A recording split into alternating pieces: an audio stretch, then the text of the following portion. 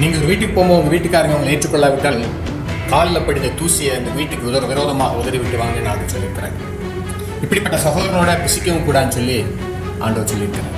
இப்படிப்பட்ட அநேக சத்தியங்களை குறித்து நாம் இந்த செய்தியில் தியானிக்க போகிறோம். மீண்டுமா இந்த செய்தி மூலமாக சந்திப்பதை மகிழ்ச்சி.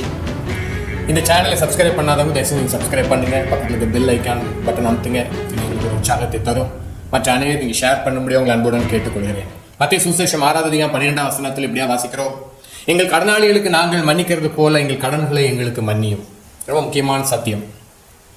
நிறைய யூடியூப் செய்திகள் இயேசு கிறிஸ்து நம்மை மன்னித்தார் ஆகியால் நாம் மன்னிக்க வேண்டும் சொல்லி அநேக செய்திகளை பார்க்கிறோம். உண்மையிலே கிறிஸ்தவ வாழ்க்கை என்பது மன்னிப்பில் தான் ஆரம்பிச்சிச்சு. மன்னிப்பில் ஆரம்பித்தது தான் நம்முடைய ரட்சிப்பு அப்படின்ற அந்த கிறிஸ்தவ வாழ்க்கை. சரி, மன்னிப்பை குறித்து இந்த நாளில் நாம் எதை தியானிக்க போகிறோம்னா, இந்த மன்னிப்பு என்கிற வார்த்தையை துஷ்பிரயோகம் செய்யக்கூடிய ஒரு கூட்டம் இருக்கிறாங்க. பண்ற அயோக்கியத்தனெல்லாம் பண்ணி முடிச்சுட்டு பைபிளில் மன்னிக்க சொல்லியிருக்கிறார் ஆண்டவர். பண்ற ஏமாத்து வேலையெல்லாம் பண்ணி முடிச்சுட்டு ஆண்டவர் மன்னிக்க சொல்லியிருக்கிறார் பைபிள்னு சொல்லிட்டு இந்த மன்னிப்பை துஷ்பிரயோகம் செய்யக்கூடிய சில அயோக்கியர்களுக்கு இந்த வசனம் போய் சேர வேண்டும் என்றும், பார்க்கிற நீங்களும் மன்னிப்பின் இன்னொரு பகுதியை நீங்கள் அறிந்து கொள்ள வேண்டும் என்று செய்தியை நான் உங்களோடு பேசிக் கொண்டிருக்கிறேன். சரி, இந்த பரமண்டல ஜெபத்தில் முக்கியமான காரியம் இது. எங்கள் கடனாளிகள் நாங்கள் மன்னிக்கிறது போல, இன்னும் சொல்ல போனால் எங்களுக்கு விரோதமாக குற்றம் செய்கிறவர்கள் நாங்கள் மன்னிக்கிறது போல எங்கள் குற்றங்களை எங்களுக்கு மன்னியும். அதனால தான் நான் சொன்னேன், இந்த மன்னிப்பு அப்படின்றது ரொம்ப முக்கியமான விஷயம். மன்னிப்பை குறித்து ஆண்டவர் அநேக காரியங்கள் சொல்லியிருக்கிறார். அதில் குறிப்பாக சிலுவையில இயேசு கிறிஸ்து பிதாவை இவர்களுக்கு மன்னியும் தாங்கள் செய்வது என்று அறியாதிருக்கிறான்னு சொல்லி மன்னிப்பை அவர் அங்கே காண்பித்து கொடுத்தார். அந்த வசனத்தில் இன்னொரு ஆழமான காரியம் உண்டு. உண்மையிலே அங்கே இருக்கக்கூடிய யாருக்குமே தாங்கள் செய்வது இன்னதென்று அறியாதிருந்தார்கள். இதை மறந்துறாங்க. லூக்கா சுவிசேஷம் 23வது அதிகாரம் 34 வசனம், அப்பொழுது இயேசு பிதாவை இவர்களுக்கு மன்னியும் தாங்கள் செய்கிறது இன்னதென்று அறியாதிருக்கிறார்களே என்றார். ரொம்ப முக்கியமான காரியம். ஏன்னா 1 கொரிந்தியர்ல 2வது அதிகாரம் 8ஆம் வசனத்தை நான் வாசிக்கிறேன். இங்க நல்லா கவனிங்க. 1 கொரிந்தியர் 2வது அதிகாரம் 8ஆம் வசனத்துல இயேசு கிறிஸ்துவின் சிலுவை பாடு மரணத்தை குறித்து இங்கே பவுல் அப்போஸ்தலன் மூலமா ஆவியானவர் எழுதி வைத்திருக்கிறார். இதை பிரபஞ்சத்தின் பிரபுக்களில் ஒருவரும் அறியவில்லை, அறிந்தார்களே ஆனால் மகிமையின் கர்த்தரை அவர்கள் சிலுவையில் அறைய மாட்டார்களே. உண்மையிலே அவங்களுக்கு இயேசு கிறிஸ்து உலக ரட்சகர், உலகத்தை சிருஷ்டித்த சிருஷ்டிக்காட்டான்னு சொல்லி அங்கிருந்தவர்களுக்கு தெரியல உண்மையிலே. ஆனா இயேசு கிறிஸ்து பொய்யான ஜெபத்தை பண்ணல, உண்மையிலே ஜெபம் பண்ண தாங்க செய்வது இன்னும் அறியாது இருக்கிறார்கள். நான் இப்ப இந்த செய்தியை தாங்க செய்வது இன்னும் அறிந்து கொண்டு செய்து கொண்டிருக்கிறவர்கள் பேசுகிறேன். இன்னைக்கு ஊழியக்காரர்கள் நிறைய பேர் நிறைய மன்னிப்பை குறித்து ரொம்ப ஈஸி பண்ணி கொடுத்துட்டாங்க. நீ எத்தனை பாவனாலும் செஞ்சுக்கோ, ஆண்டு எல்லாத்தையும் மன்னிச்சிட்டாரு. துணிகரத்தை கொடுக்கிறார்கள். பயங்கரமான ஒரு வஞ்சகம் பெருகிட்டு இருக்குது. இதுல எல்லா காரியங்களுக்கும் பின்பாக ஒரு முக்கியமான செய்தி நீங்கள் அறிந்து கொள்ள வேண்டும். மன்னிப்பு அப்படின்னால 2 பேருக்கு நடுவில் நடக்கக்கூடிய ஒரு காரியம். பாவ மன்னிப்பு ரட்சிப்பு எப்படி நடக்குது? முதலாவது, நான் ஆண்டவர்கிட்ட போறேன், ஆண்டவரே நான் ஒரு பாவி, என் பாவத்தை மன்னிங்கன்னு நான் தாழ்மையாய் என் பாவத்தை ஒப்புக்கொண்டு, குற்றத்தை ஒப்புக்கொண்டு ஆண்டவர்கிட்ட போய் நான் நின்று பாவ மன்னிப்பின் நிச்சயத்தை பெற்றுக் கொள்கிறேன். இது யாருக்கெல்லாம் பார்த்தா ஆண்டவருக்கும் எனக்கும் நடுவாக 2 பேர் இருக்க வேண்டும். சரி, மற்றபடிக்கு மன்னிப்பு என்பது பிற மனிதர்களிடத்தில் 2 பேருடைய பங்கு உண்டாகல, 2 பேருக்கு பங்கு இருக்கணும். ஆனா பொதுவாக நான் சொல்லுவேன், கிறிஸ்தவ வாழ்க்கையில் நமக்கு எப்பவுமே மன்னிக்கும் சுபாவம் இருந்துட்டு இருக்க வேண்டும். அதுல மாற்று கருத்தே கிடையாது. கிறிஸ்தவர்களுக்குள்ளாக எப்பொழுதும் ஒரு மன்னிக்கும் சுபாவம் இருக்க வேண்டும். யாராவது உண்மையிலே உத்தம இருதயத்தோடு நம்மகிட்ட மன்னிப்பு கேட்க வரும்போது மன்னிக்கிறதுக்கு ஆயத்தமாகவும் இருக்க வேண்டும். நிறைய பேருக்கு இன்னைக்கு அந்த மன்னிக்கிற சுபாவம் கிடையாது. பழி வாங்கும் எண்ணமும் கசப்பான வைராக்கியம் இருதயத்தில் வைத்துக் கொண்டிருக்கிற ஒரு கூட்டம் இருக்கிறாங்க. ஆண்டு சொல்றாரு, பழி வாங்குதல் எனக்குரியதுன்ற. சில நேரத்தில் சில பிரச்சனைகளை ஆண்டை விட்டு விட்டுறது. நம்ம பழி வாங்க வேண்டிய அவசியம் இல்லை, நம்ம அதுக்காக வேண்டி யார்கிட்ட போய் யுத்தம் பண்ண வேண்டிய அவசியம் இல்லை, நம்ம எதுக்கும் செய்ய வேண்டாம், ஆண்டை விட்டா போதும். ஆனா இப்ப நம்ம மன்னிப்பை குறித்து சில காரியங்களை காண்பித்து தருகிறேன். சரி, இப்போ மன்னிப்பு அப்படின்னாலே 2 பேருக்கு நடுவில் உள்ள காரியம் நான் சொன்னேன். இதுல 2 பேருக்குள்ளேயும் ஒருத்தர் தப்பு பண்ணவர் தப்பு பண்ணாதவர்னு சொல்லி இந்த 2 பேர்ல அப்படிதான் இருக்க முடியும். ஒருத்தர் தப்பு பண்ணியிருப்பாரு, ஒருத்தர் தப்பு பண்ணாம இருந்திருக்கலாம், இல்ல 2 பேரும் தப்பு பண்ணியிருக்கலாம். இப்ப 2 பேருமே ஒருத்தருக்கு ஒருத்தர் சொல்றாங்க, நான் உங்களுக்கு விரோதமா தப்பு செஞ்சிருக்கிறேன், என்னை மன்னிங்கன்னு சொல்ல மற்றவர் மன்னிக்கணும். இப்ப அந்த நபர் சொல்ல, நானும் உனக்கு ரொம்ப பாவம் செஞ்சிருக்கிறேன், நான் தப்பு பண்ணியிருக்கிறேன், என்னை மன்னின்னு சொல்லும் போது அந்த மனப்பூர்வமாய் நடக்கிற அது பேர் தான் மன்னிப்பு, பிற இடத்துல செய்யக்கூடிய மன்னிப்பு. ஏன்னா நிறைய நேரத்தில் பாத்தீங்கன்னா யாத்திராகமம் புஸ்தகத்தில் 9வது அதிகாரம் 27ஆம் வசனத்துல நீங்க நல்லா வாசித்தீங்கன்னா தெரியும். யாத்திராகமம் 9வது அதிகாரம் 27ஆம் வசனத்தை நான் வாசிக்கிறேன். யாத்திராகமம் 9:27, அப்பொழுது பார்வோன் மோசேயையும் ஆரோனை அழைப்பித்து, நான் இந்த முறை பாவம் செய்தேன், கர்த்தர் நீதியுள்ளவர், நானும் என் ஜனமும் துன்மார்க்கர். இந்த பார்வோனின் மன்னிப்பு ஒரு டைப்பான மன்னிப்பு. இதை நீங்க பார்த்தாதான் உங்களுக்கு நான் சொல்லக்கூடிய செய்தி புரியும். இவன் இந்த நேரத்துல மோசே மூலமா ஆண்டு பல அடையாளங்கள் அந்த எகிப்து தேசத்துல செய்துக்கிட்டு இருக்கும்போது கடைசியா என்ன சொல்றாருன்னா, சரி நீங்க போங்கன்றான், போய் நீங்க உங்க ஆண்டவரை ஆராதனை செய்யுங்கன்னு சொல்லிட்டு அப்புறம் இருதயத்தை கடினப்படுத்துகிறான். அப்ப ஆண்டவர் என்ன செய்யறாருன்னா, பெரிய இடி முழக்கங்களை இதெல்லாம் அனுப்பும்பொழுது இப்போ அவருக்கு பயம் வந்துட்டு, ஒரு போலித்தனமான ஒரு மன்னிப்பை கேட்கிறார். பார்வோன், நல்ல கவனிங்க, கிறிஸ்தவங்க நிறைய பேருக்கு இருக்கிற இந்த பார்வோனின் மன்னிப்பு இருக்குது. இந்த பார்வோன் மோசேட்ட கேட்ட மன்னிப்பு, நான் பாவம் செய்தேன், நான் கர்த்தர் நீதி உள்ளவர், நானும் என் ஜனமும் துன்மார்க்கர். சரி, அப்புறம் அடுத்தும் பார்த்தவர் இருதயத்தை கடினப்படுத்துறாரு. அப்பவும் போங்கன்னு சொல்லாரு, போக விட மாட்டாரு. திருப்பி நீங்க 10வது அதிகாரத்துக்கு திருப்பிட்டீங்கன்னா 16வது வசனத்துல திருப்பி சொல்லுவார் பார்வோன், அப்பொழுது பார்வோன் மோசையும் ஆரோனையும் தீவிரமாய் அழைப்பித்து, உங்கள் தேவனாய கர்த்தருக்கும் உங்களுக்கும் விரோதமாக பாவம் செய்தேன். திருப்பி சொல்லுவார், திருப்பியும் கடினப்படுத்துவார். நல்லா கவனிச்சுக்கோங்க, இந்த பார்வோன் ஸ்டைல் மன்னிப்பு வாய் தான் சொல்லும், இருதயம் கடினப்பட்டு கிடக்கும். அதனால தான் நிறைய நேரத்தில் இந்த பார்வோனுடைய ஸ்டைலில் வர மன்னிப்புகளை கொஞ்சம் நம்ம கண்டுபிடிச்சுக்கணும். அதுதான் ஆவிக்குரிய சில கிருபைகள் வேணும். சரி, இன்னொரு நபரையும் பயந்து உங்களுக்கு காட்டி தருகிறேனே. 1 சாமுவேல் 24வது அதிகாரம் 16வது வசனத்தை எடுத்துட்டீங்கன்னா, 1 சாமுவேல் 24வது அதிகாரம் 16வது வசனத்தை எடுத்துக்கொள்வோமானால், தாவீது இந்த வார்த்தைகளை சவுலோட சொல்லி முடித்த பின்பு, சவுல், என் குமாரனாகி தாவீதே, இது உன்னுடைய சத்தம் அல்லவா என்று சொல்லி சத்தமிட்டு அழுது தாவீதை பார்த்து, நீ என்னை பார்க்கலும் நீதிமான், நீ எனக்கு நன்மை செய்தாய், நானோ உனக்கு தீமை செய்தேன். இப்போ இஸ்ரவேல்ல நடந்த காரியம் நமக்கு தெரிந்ததுதான். தாவீதை கொலை செய்யறக்கா சவுல் தீவிரித்து போயிட்டு இருக்கிறார். இந்த நேரத்தில் சவுலுடைய ஜீவன் அருமையாய் தாவீதின் கைகளில் 2 முறை கிடைக்கிறது. ஆனா அவர் அதை பழி வாங்கறதுக்கு பயன்படுத்தல. ஆனா இப்போ தாவீது ராஜா அதை வெளிப்படுத்தி காண்பித்து கொடுத்ததுக்கு அப்புறமாக சவுல் ஒரு வகையில ஒரு மன்னிப்பு கேட்கிறார். ஐயோ, அழுகிறான். இந்த போலி அழுக நிறைய பேர்ட்ட இருக்குது. ஏதோ தப்பெல்லாம் உணர்ந்த மாதிரி அழுவாங்க, ஆனா திருந்தல, உணரல, போலி அழுக, முதல்ல கண்ணீர்னு சொல்லலாம். இந்த மன்னிப்பையும் உங்களுக்கு நான் காண்பித்தேன். சவுல் அழுதான்னு போடுறது. ஐயோ, என் குமாரனாகி தாவீதே, வார்த்தையில பாத்தீங்களா, இந்த ஏமத்தை பேரொழிகள் இந்த மாதிரி நிறைய பண்ணுவாங்க. அழுகிறது உள்ளுக்குள்ள பாத்தீங்கன்னா பயங்கர வஞ்சகம். என் குமாரனாகிய தாவீதேன்னு அழுதாலும் அப்புறம் பார்த்தா அவன், நீ என்னை விட நீதி உள்ளவன் அப்படின்றார். அடுத்து நீங்க 26வது அதிகாரத்துக்கு திருப்பிச்சீங்கன்னா, 1 சாமுவேல் 26வது அதிகாரத்துல 21வது வசனத்தை வாசிச்சீங்கன்னா திருப்பவும் சொல்வாரு, அப்பொழுது சவுல், நான் பாவம் செய்தேன், என் குமாரனாகிய தாவீதே திரும்பி வா, என் ஜீவன் இன்றைய தினம் உன் பார்வைக்கு அருமையா இருந்தபடினால் இனி உனக்கு ஒரு பொல்லாப்பும் செய்யேன், இதோ நான் மதியற்றவனாய் மகா பெரிய தப்பிதம் செய்தேன் என்றான். இதெல்லாம் வார்த்தைகளை கவனிச்சிங்களா? எப்படி பார்த்தீங்கன்னா வாய்ஜால வார்த்தைகள். நான் மதியற்றவனா இருந்தேன், என் ஜீவன் இன்றைய தினம் உன் பார்வைக்கு அருமையா இருந்துச்சு. உண்மைதான். ஆனாலும் இவனுக்குள்ள அந்த கொலை வெறி போகலை. எங்க ஆரம்பிச்சது? ஸ்திரீகள் பாடினார்கள், சவுல் கொன்றது 1000, தாவீது கொன்றது 10,000 சொல்லி. அப்ப ஆரம்பிச்சிச்சு அந்த பேய். இப்பவும் நல்லா கவனிங்க, நிறைய பேர் சும்மா சவுல் மாதிரி ஒரு மன்னிப்பு. ஏன்னா அடுத்து 27வது அதிகாரத்துல திருப்பிட்டீங்கன்னா தாவீது ஒரு முடிவுக்கு வந்துடுற, என்னன்னா இவன் என்னதான் பாவ அறிக்கை பண்ணினாலும் இவன் குணம் மாறல, இவன் என்னதான் பாவம் பண்ணிட்டேன் மன்னிச்சுக்கோன்னு சொன்னாலும் அவன் குணமும் மாறல, அவனுக்குள்ள இருக்கிற அந்த பொல்லாத ஆவியும் போகல. அதனால முடிவு பண்ணிடுற 27வது அதிகாரத்துல 1ஆம் வசனத்துல, பின்பு தாவீது, நான் எந்த நாளிலாகிலும் ஒரு நாள் சவுலின் கையினாலே மடிந்து போவேன், இனி சவுல் இஸ்ரவேல் எல்லைகளிலே எங்கேயாவது என்னை கண்டுபிடிக்கலாம் என்கிற நம்பிக்கை அற்று போகும்படிக்கு, நான் கைக்கு நீங்களா இருக்கும்படிக்கு நான் பெலிஸ்தரின் தேசத்துக்கு போய் தப்பித்துக் கொள்வதை பார்த்து நலமான காரியம் வேறு இல்லை என்று தன் இருதயத்திலே யோசித்தான். என்னைக்குனாலும் ஒரு நாள் இவன் வரலாம் கொலை பண்ண. நல்லா கவனிங்க, இந்த சவுல் மாதிரி மன்னிப்பு கேட்கிற நிறைய கோஷ்டி இருக்கிறாங்க, பார்வோன் மாதிரி மன்னிப்பு கேட்கிற கோஷ்டி இருக்கிறாங்க. அந்த நேரத்தில் அந்த பிரச்சனைகளிலும் தப்பிக்கிறதுக்கா பார்வோன் ஒரு மன்னிப்பு கேட்கறான். அந்த ஒரு நெருக்கத்திலும் தப்பிக்கணும், அவ்வளவுதான். மனப்பூர்வமா உள்ளத்துல ஒரு மாற்றம் பெற்றவர்களாக இல்லை. ஆனா மன்னிப்பை குறித்து பைபிள் சொல்கிறது, ஒருவருக்கு ஒருவர் உண்மையான இருதயத்தோடு நீங்க மன்னிப்பு கேட்கும் போது உண்மையான இருதயத்தோடு மன்னிக்கவும் வேண்டும். இதையும் பைபிள் நமக்கு தெளிவாக காட்டி கொடுக்குது. ஏன்னா மத்தேயு சுவிசேஷம் 18வது அதிகாரத்தில் திருப்பிச்சிங்கன்னா மன்னிப்பை குறித்து சில ஓமைகளையும் சில உதாரணங்களை ஆன்ற அநேக காரியங்கள் அந்த மத்தேயு 18வது அதிகாரத்தில் சொல்லி வைத்திருக்கிறார். மத்தேயு சுவிசேஷம் 18வது அதிகாரத்தில் 35வது வசனத்தில் வாசிக்கிறோம், நீங்களும் அவனவன் தன் சகோதரன் செய்த தப்பிதங்களை மனப்பூர்வமாய் மன்னியாமற் போனால் என் பரமபிதாவும் உங்களுக்கு இப்படியே செய்வார். எப்படி செய்வார் அப்படின்னு ஒரு கேள்வி உங்களுக்கு வரணும். ஏன்னா மனப்பூர்வம் மன்னிக்கணுன்ற அந்த வார்த்தை ரொம்ப முக்கியமானது. அப்போ எங்கிட்ட மன்னிப்பு கேட்கறவங்க மனப்பூர்வமாய் மன்னிப்பு கேட்கணும், நான் மனப்பூர்வமா மன்னிக்கணும். நானும் ஒருத்தட்ட மன்னிப்பு கேட்க போகும்போது மனப்பூர்வமா மன்னிப்பு கேட்க போனோம், அவங்களும் மனப்பூர்வமா மன்னிக்கணும். இதுதான் அழகு, கிறிஸ்தவ வாழ்க்கையோட அழகு. இன்னைக்கு சும்மா சவுல் மன்னிப்பு கேட்ட மாதிரியும் பாவம் மன்னிப்பு கேட்ட மாதிரியும் சும்மா தந்திர மன்னிப்புகள் எல்லா இடத்துலயும் இருக்குது. சும்மா சூழ்ச்சிக்காக மன்னிப்பு கேட்கறாங்க நிறைய பேர். அந்த பொல்லாத சூழ்ச்சிகளை தான் அந்த செய்தியை உங்களுக்கு காண்பித்து தருகிறேன். இந்த மத்தேயு 18வது அதிகாரத்துல ஆண்டவர் என்ன சொல்ல வர்றாருன்னா, இதுக்கு முன்னாடி பாத்தீங்கன்னா அந்த 22வது வசனத்துல 21வது வசனத்துல வாசிக்கிறேன். அப்பொழுது பேதுரு ஆண்டவரிடத்தில் வந்து, ஆண்டவரே, என் சகோதரன் எனக்கு விரோதமாக குற்றம் செய்து வந்தால் நான் எத்தனை தரம் மன்னிக்க வேண்டும்? 7 தரம் மட்டுமா என்று கேட்டேன். அதுக்கு இயேசு 7 மாத்திரமல்ல 70 தரம் என்று சொல்லுகிறேன். எத்தனை தடவை நான் மன்னிக்கணும்னு கேட்கிறேன்? 70 தரம். இப்போ உங்கள் சகோதரன் உங்களுக்கு விரோதமாக குற்றம் செய்து மனப்பூர்வமாய் ஒரு நாளைக்கு 7 தடவை மன்னிப்பு கேட்டாலும் நீங்கள் 7 முறை மனப்பூர்வமாக மன்னிக்கணும். இது எத்தனை தடவை? 70 தடவை, அதாவது எண்ணிக்கை கடங்காத தடவை கூட நீங்கள் மன்னிச்சிட்டே இருக்கும். ஆனால் இந்த சகோதரன் என்ன செய்யணும்? மனப்பூர்வமாக மன்னிப்பு கேட்டு நீங்களும் மனப்பூர்வமாக மன்னிக்கணும். இது ஒரு இதுதான் நம்முடைய ஒரு விசேஷமே கிறிஸ்தவ வாழ்க்கையில். கிளாடிஸ் ஸ்டெயின்ஸ் அவரை எரிச்சதுக்கு அப்புறமாக அந்த மதவாதிகளுக்கு சரியான ஒரு ஓங்கி ஒரு அடி கொடுத்தாங்க, நான் இவங்களை மன்னிக்கிறேன்னு சொல்லி.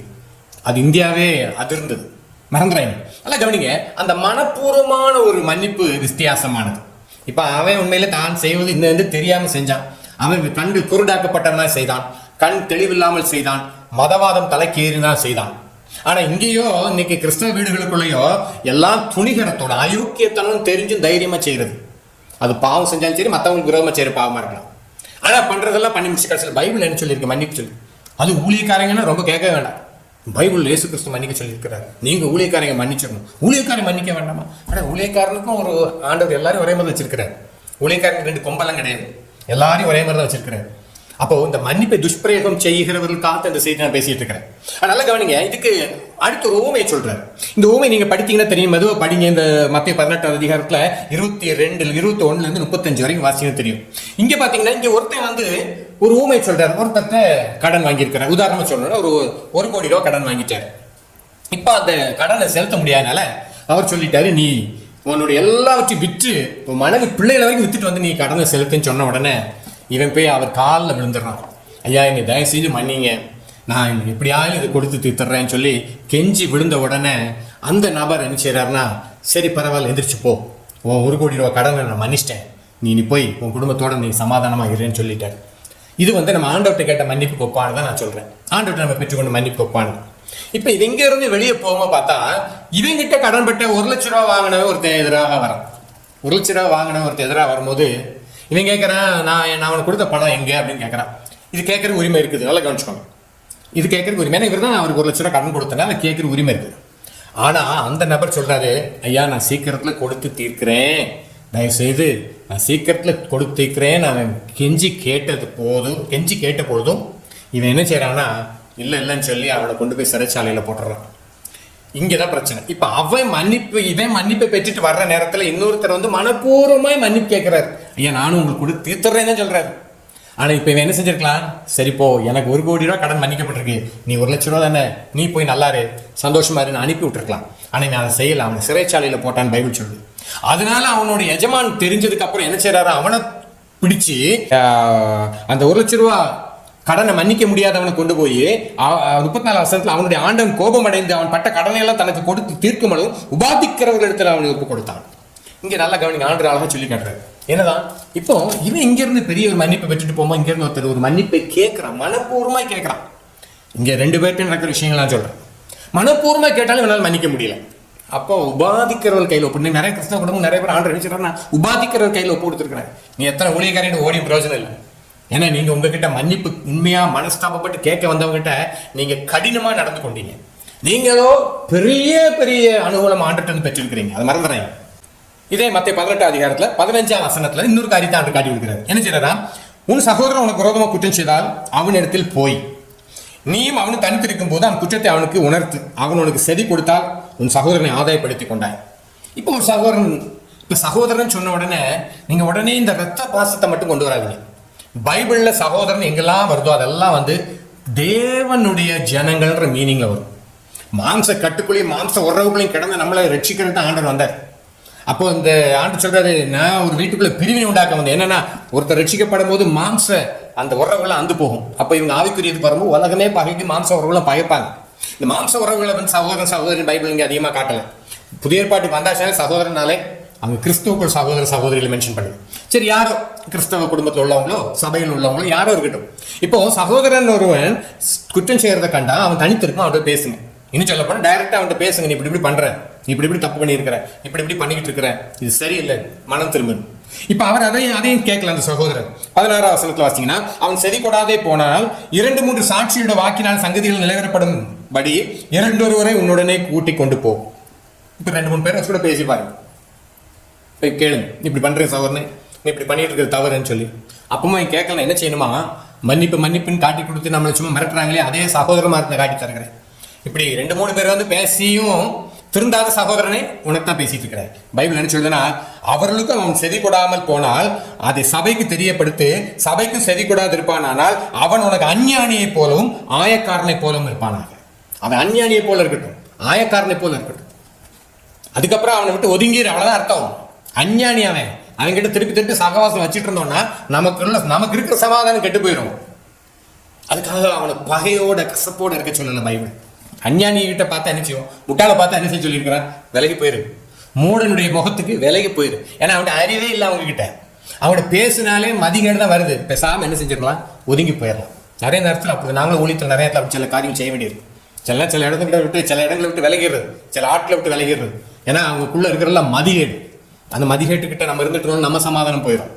ஆனால் கசப்பும் வைராக்கியம் பகையும் பழிவாங்கும் எண்ணமெல்லாம் அது தப்பு. பைபிள் படி நம்ம அதுக்கு வேண்டவே வேண்டாம். இதை தொடர்ச்சி அவங்க காட்டி தருகிறேன்.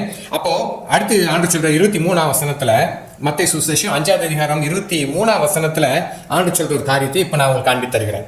ஏன்னா, ஆகியால் நீ பலிபீடத்தில் உன் காணிக்கையை செலுத்த வந்து உன் பேரில் உன் சகோதரனுக்கு குறை உண்டு என்று அங்கே நினைவு கூறுவாயாகில் அங்கேதானே பலிபீடத்தின் முன் உன் காணிக்கையை வைத்து விட்டு போய் முன்பு உன் சகோதரனுடைய ஒப்புரவாகி பின்பு வந்து உன் காணிக்கையை செலுத்து. இப்போ பலிபீடத்துக்கு நீங்க ஒரு காணிக்கை கொண்டு வரும்போது உங்களுக்கு திடீர்னு உங்க மைண்ட்ல கிளிக் ஆகுது, உங்கள் சகோதரனுக்கு உங்க மேல ஒரு குறை உண்டு. உங்க மேல ஒரு குறை உண்டுன்னா அப்ப என்ன இதுல நான் ஆண்டு சொல்ல வர்றாரு, உங்களுடைய மதியினத்து நிமித்தமாவது, உங்களுடைய அகங்காரத்து நிமித்தமாவது, உங்களுடைய துணிவு நிமித்தமாவது சகோதரனுக்கு ஒரு கெடுதி நீங்க பண்ணினதுனால அந்த சகோதரனுக்கு ஒரு குறை உண்டாயிருக்குமானால் நீங்க முதல்ல பலி செலுத்துறது நிப்பாட்டுங்க. போய் என் சகோதரனுக்கு ஒப்புரவாயிட்டு வா, அப்புறம் வந்து பலி செலுத்துன்னு ஆண்டு சொல்றாரு. அது உண்மைதான். ஏன்னா நம்ம மூலமா அந்த சகோதரர் பாதிப்பு ஏற்பட்டிருக்கும் பட்சத்தில், இப்போ நிறைய சகோதரர்களுக்கு சும்மா பாதிப்பு ஏற்பட்டிருக்கா, நம்ம ஒன்றும் செய்ய முடியாது.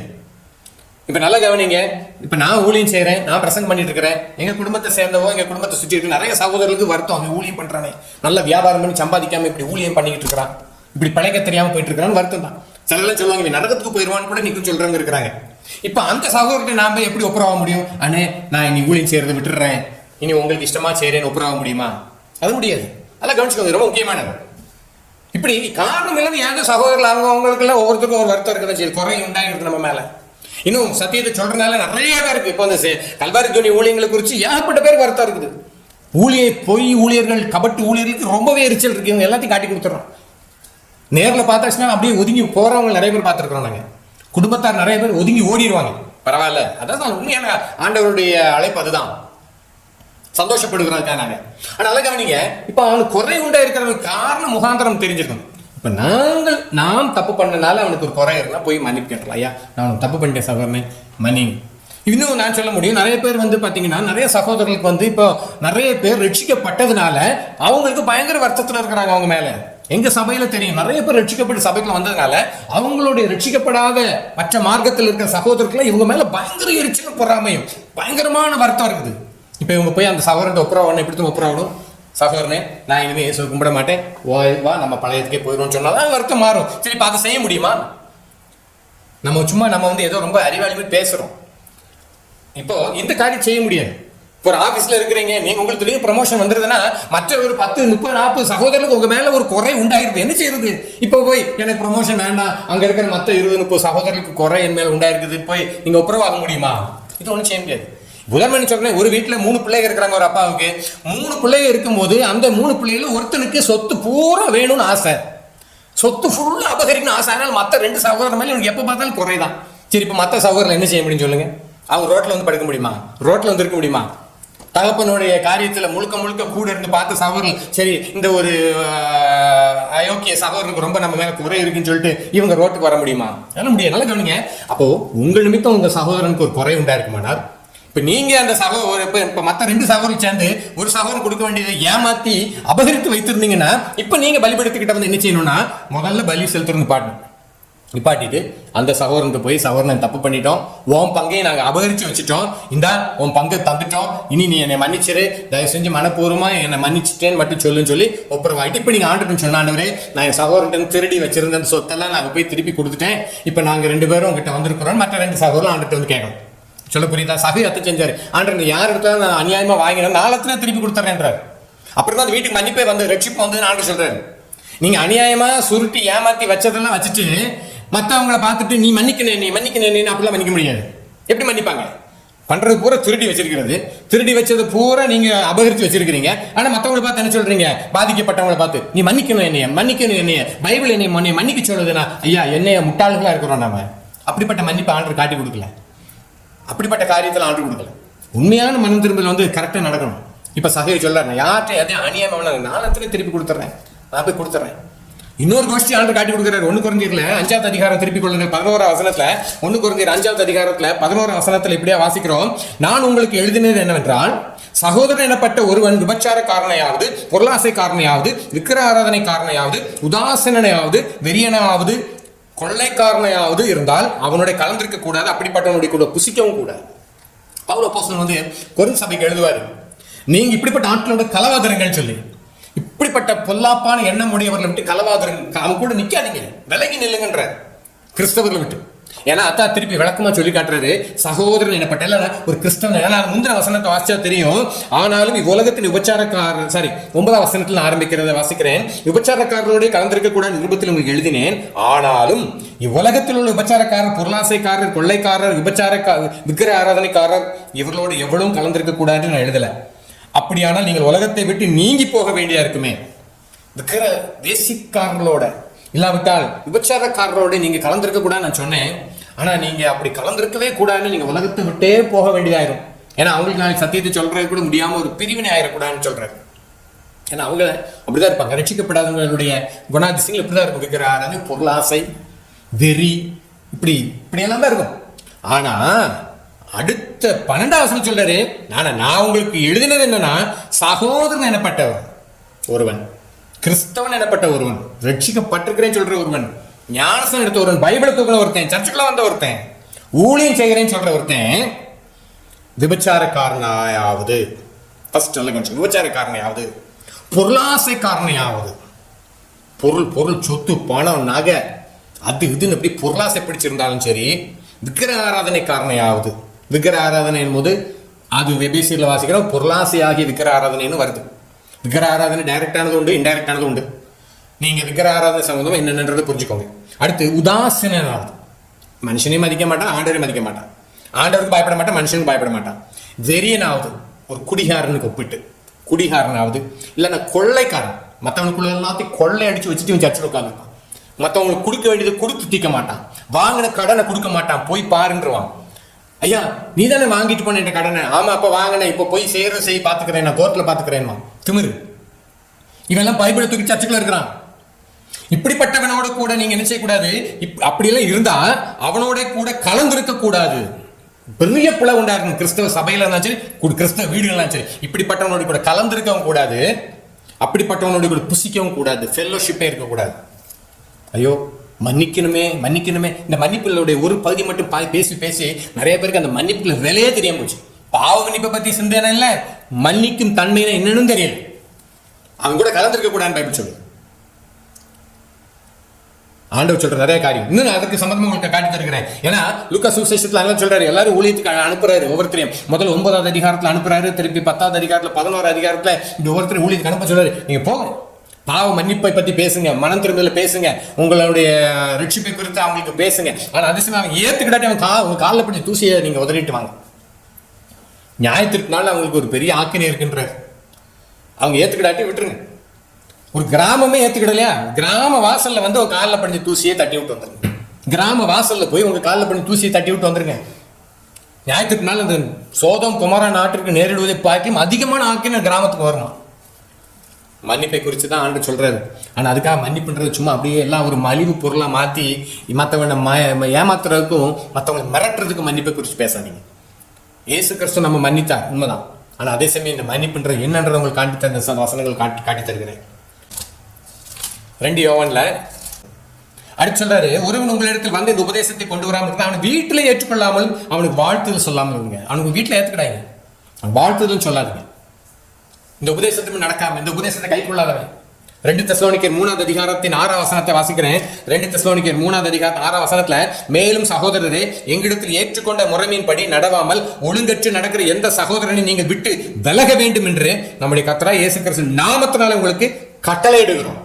நல்ல கவனிங்க, சகோதரன் எங்களுக்கு ஏற்றுக்கொண்ட முறைமையின்படி இந்த பைபிளினுடைய முறைமையின்படி நடவாமல் இருக்கிற எந்த சகோதரனை விட்டு நீங்க ஒழுங்கிட்டு நடக்கிற எந்த சகோதரனை விட்டு நீங்க விலக வேண்டும் என்று இயேசு கிறிஸ்து நாமத்தினால புத்தி சொல்லுகிறோன்னு போடல, இங்க போட்டது கட்டளை எடுக்கிறோன்னு போடுறோம். கட்டளை எடுக்கிறோம். ஆமா, ஒழுங்கிட்டு நடக்கிற சில பைபிளை தூக்குனவங்க சர்ச்சுக்கு போறவங்கள விட்டு நீ மன்னிச்சே முடியும், விலக வேண்டும். பைபிள் தான் சொல்லுங்க ஆண்டவர். ஆனா பொதுவிலே நம்மகிட்ட இருக்க வேண்டிய சுபாவம் வந்து மன்னிக்கும் சுபாவம். ஆனா அந்த மன்னிக்கும் சுபாவம் அப்படின்ற ஒரு சுபாவத்தை யாரும் அட்வான்டேஜா எடுத்துக்கிடவும் விட முடியாது, அவங்க சுயநலத்துக்கு அட்வான்டேஜா எடுக்கவும் விட முடியாது. அப்படிப்பட்டவங்களோட விலை. ஏன்னா இவன் அதுக்கு பயன்படுத்தும். உனக்கு இருக்க மன்னிக்கும் சுபாவத்தை அவன் சுயநலத்துக்காகவும் அவனுடைய சுய இச்சையில் நிறைவேற்றுக்காக பயன்படுத்திக்கணும். அப்படிப்பட்ட அநேகர் இருக்கிறாங்க இன்னைக்கு பைபிளை தூக்கிட்டு சர்ச்சுக்குள்ள இருந்துட்டு வந்து சொல்லப்போனா பெரிய ஆவிக்குறி சபைக்கு போறோம்னு சொல்றாங்களே, அவங்களுக்குள்ளே அப்படிப்பட்ட பொல்லாப்பான சிந்தனை, பொல்லாத சிந்தனை இருக்கு. இப்படிப்பட்டவங்க விலக வேண்டும். இதே பைபிள் தான் காட்டி கொடுக்குது. யூதாஸ் வந்து கடவுள்கிட்ட மன்னிப்பு கேட்காம போய் மனுஷன் மன்னிப்பு கேட்க போய் பிரயோஜனம் இல்லாம தூக்கில் தொங்கி செத்தது பைபிள் இருக்குது. அடுத்து நீங்க வந்தீங்கன்னா அனனியா சப்பீரால் அவங்க ஆண்டவருக்கு முன்பா வேஷம் காட்டி மன்னிப்பை பெற்றிருந்தும் அவங்க வேஷம் காட்டி அந்த இடத்துல மன்னிப்பை பெறாமல் செத்தாங்க. இது அப்போஸ்தலர் 5 அதிகாரத்துல வாசிக்கிறோம். அடுத்து மற்ற விசுவாசிகளுக்கு மற்றவங்க விசுவாசத்துல வர்றதுக்கு தடையா இருந்த ஒரு எலிமா என்கிறவனுடைய கண்கள் 2 குருடாக்கப்பட்டதையும் இதே பைபிள்ல வாசிக்கிறோம். எலிமாவுடைய கண்கள் குருடாக்கப்பட்டுச்சு. அடுத்து பணத்தை வச்சு நான் அதையுமே பணத்தை வச்சு நான் பிரபலம் அடைஞ்சிருவேன், பணத்தினால வரங்களை சம்பாதிப்பேன்னு சொல்லி பெரிய அகங்காரத்தில் நின்ன சீமோன் என்கிறவனுடைய வாழ்க்கை சபிக்கப்பட்ட வாழ்க்கையா மாறினது பைபிள்ல வாசிக்கிறோம். மற்ற விசுவாசிகளுக்கு வேற மாதிரி போதனைகளை கொடுத்து தடுமாற செய்த இம்மனையும் அலெக்சாந்தரையும் பவுல் அப்போஸ்தலன் சொல்றது சாத்தானுக்கு ஒப்பு கொடுத்தேன்றாரு. சாத்தானுக்கு ஒப்பு கொடுத்தேன் என்ன, சரீரத்தில் அழிவுக்காக போட்டிருக்குது. அவன் சரீரம் அழிக்கப்பட்டு அவன் சரீரத்தில் வேதனை அனுபவித்ததையும் பைபிள்ல வாசிக்கிறோம். தியோத்திருப்புன்றவன் யோவான் அப்போஸ்தலன் விரோதமா செய்த கலகங்களை எல்லாம் யோவான் சொல்றாரு, ஆண்டவர் முன்பாக நான் நினைவு கூறுவேன்ற மன்னிப்பை குறித்து அதிகமா பேசுறாரு, சகோதரனை பத்தி பேசுறாரு. ஆனா அந்த தியோத்திருப்பை பத்தி நான் ஆண்டவர் சமூகத்துல அவனை நினைவு கூறுகிறேன். அதான் என்ன அர்த்தம்னா அவனை தேவனுடைய கையில விட்டுருக்கிறேன், ஆண்டவர் அவனை பார்த்துக்கிடுவாரு. தியோத்திருப்புடைய முடிவு பரிதாபமா இருந்துக்கும். கட்டாயமா அவன் மனம் திரும்பாத பட்சத்துல அவனுக்கு ஒரு பெரிய அழிவுதான் இருந்திருக்கும். இப்படி நிறைய இருக்கு. மன்னிப்புன்னு சொல்லி நம்மளை இன்னைக்கு சும்மா இன்னைக்கு எல்லாரும் ஏமாத்துறாங்க. இயேசு கிறிஸ்துவ மன்னித்தார், நாமும் மன்னிக்க வேண்டும். ஆனால் அதே சமயம் நாம் எப்படி இயேசு கிறிஸ்துவ மன்னிப்பு பெற்றோமோ அதே மாதிரி நாமும் மற்றவங்க மன்னிப்பு பெறதுக்கு தாழ்மையா இருக்க வேண்டும். நம்மகிட்ட வரவங்களும் மனப்பூர்வமாக மன்னிப்பு கேட்கணும், மன்னிக்கிற நாமும் மனப்பூர்வமாக மன்னிக்கணும். அடுத்து ஒருத்தரை மன்னிச்சிட்டீங்கன்னா திருப்பி அந்த குற்றம் செய்தது போலவே அவங்கள நீங்க பார்க்கக்கூடாது. அதுவும் பைபிள் சொல்லுது. நீ நிறைய பேர் மன்னிச்சிருவாங்க, ஆனாலும் அவங்க செஞ்ச தப்பை மன்னிக்க முடியாம உள்ளுக்குள்ளேயே போட்டிருப்பாங்க. ஆனா மன்னிச்ச மாதிரி பேசுவாங்க. சவுல் அழுது மாதிரி, குமாரனாகி தாவீதேன்னு அழுவார், அப்புறம் பார்த்தா கத்தியை தூக்கிட்டு வந்து நிற்பார். இன்னைக்கு நிறைய கிறிஸ்தவங்களுடைய நிலைமை இதுதான். ஆனா ஆண்டவர் வந்து உண்மையிலே நம்மகிட்ட ஒரு மன்னிக்க சுபாவத்தை எதிர்பார்க்கிறார். கிறிஸ்தவம் வந்து மன்னிக்கிற சுபாவத்தில் எப்பவுமே இருக்கணும். ஆனால் இந்த ஜெபத்தில் தான் காட்டி கொடுக்குறாரு, எங்கள் கடனாளிக்கு நாங்கள் மன்னிக்கிறது போல எங்கள் கடனை மன்னிங்க. நாமும் மனப்பூர்வமாக ஆண்டு மன்னிப்பு கேட்கணும். அந்த ரட்சிப்பு நிச்சயம் நீங்கள் பெற்றிருக்கிறீங்களான்னு முதல்ல பார்த்துக்கோங்க. அந்த ரட்சிப்பு நிச்சயம் உங்களுக்கு இருக்குதா? நீங்கள் கிறிஸ்தவ குடும்பத்தில் பிறந்தனால கிறிஸ்தவங்க அல்ல, நீங்கள் நிறைய பணம் வச்சிருக்கனால கிறிஸ்தவங்க அல்ல, நீங்கள் பெரிய சர்ச்சைகள்லாம் கட்டி கொடுத்தனால கிறிஸ்தவங்க அல்ல. உங்களுக்கு ரட்சிப்பு இருக்குதா? ஆண்டவருடைய பாவ மன்னிப்பு நிச்சயத்தை பெற்றிருக்கிறீங்களா? அடுத்து இப்போ உங்ககிட்ட மனப்பூர்வமாக மன்னிப்பு கேட்க வரவங்ககிட்ட மனப்பூர்வமாக மன்னிங்க. எங்களுக்கு ஒரு குற்றம் செய்ய நாங்கள் மன்னிக்கிறது போல எங்கள் குற்றங்களை மன்னிக்க, கிறிஸ்து நம்மை மன்னித்தது போல நான் தர மன்னிக்கணும் போட்டு. ஆனால் அதே மன்னிப்பு என்பது 2 பேருக்கு இடையில நடக்கக்கூடியது. நீங்களும் மனப்பூர்வம் மன்னிக்கணும், குற்றம் செய்தவங்க வந்து மனப்பூர்வமாய் மன்னிப்பு கேட்கணும். அடுத்து நீங்க மற்றவங்களுக்கு குற்றம் செய்தீங்க, சகையை சொன்ன மாதிரி நாளத்துல நான் திருப்பி கொடுத்துறேன்னு சொல்லி நீங்க சரிப்படுத்தாம அங்க ஒரு மன்னிப்பு நடக்காது. அடுத்த சொத்தை அபகரித்து வச்சிருந்தீங்கன்னா அதை நீங்க சரிப்படுத்தாம நீங்க என்னதான் பெரிய ஆவிக்குரியவங்கனாலும் ஆண்டவர் அவர்களை ஏற்க மாட்டாரு. உங்களை கடைசி உபாதிக்கிறவர் கையில ஒப்பு கொடுத்துருவாரு. ஆண்டவர் சமூகத்தில் நம்மை தாழ்த்து, ஆண்டவரே எங்களுக்குள்ளாக இந்த மன்னிப்பின் சுபாவத்தை தாங்க, நாங்களும் மற்றவங்களை எங்ககிட்ட மன்னிப்பு கேட்கறவங்ககிட்ட நாங்கள் மனப்பூர்வம் மன்னிக்கணும். நாங்களும் மற்றவங்க விரோதம் செய்த குற்றங்களை உணர்ந்து நீங்கள் என்னெல்லாம் உணர்த்துறீங்களோ அதை மனப்பூர்வம் அவங்ககிட்ட போய் நாங்களும் மன்னிப்பு கேட்கறதுக்கும் நாங்கள் ரெடியாக இருக்கணும். அந்த தாழ்மை சிந்தை தாங்கன்னு சொல்லி கேளுங்க. கர்த்தர் உங்களை ஆசீர்வதிப்பார்.